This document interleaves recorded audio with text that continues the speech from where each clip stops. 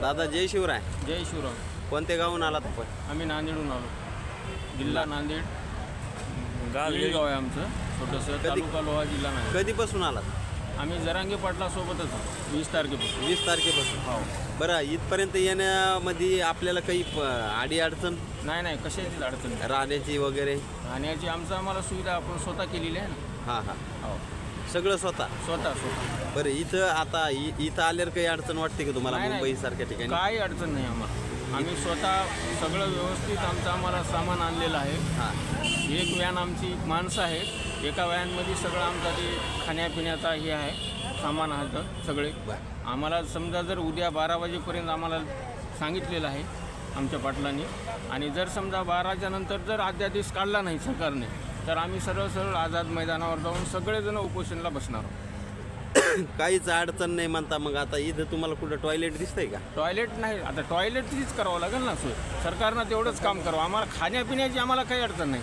आम्ही स्वतः आम्ही खायापियाचं आणलेलं आहे, सगळंच केलेलं आहे. बरं, आज तर तुम्ही जरांगे पाटलाचं भाषण ऐकलंच असेल. हो.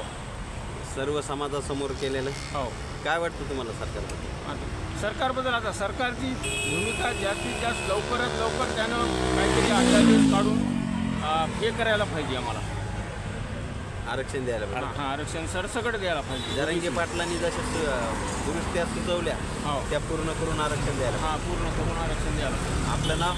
संजय बालाजी ढगे, राहणार येळी, तालुका लोहा, जिल्हा नांदेड.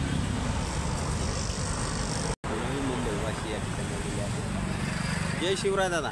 जय शिवराय दादा. कोणत्या गावून आलात आपण? हिंगोली, कवनोरी. कोणते गाव म्हणले? कवनोरी, हिंगोली जवळ. हिंगोली जवळून. साधारणतः किती किलोमीटर आहे? हे 650 किलोमीटर झालं आता. 650 किलोमीटर. हा. आणि दोघं चालवित आलात का? दोघं जण. तुम्ही दोघं जण आलात? हा. बरं, काय वाटतं आज जी सभा झाली तुम्ही बघितली का? ती लाईव्ह होते का? आम्हाला लेट झालं इथं यायला. अच्छा. तुम्ही कधी आलात? आम्ही आता 5 वाजता आलो. 5 वाजता. बरं, काय वाटतं तुम्हाला? आता कळलं तर असूनच. बघू आता काय होतं. उद्या 12 वाजेपर्यंत थांबायचं. थांबतो उद्या 12 वाजेपर्यंत. जरांगे पाटील म्हणतील तसंच. हां. मग आता तुम्ही मोर्चाला थांबणारच? हां, थांबणार.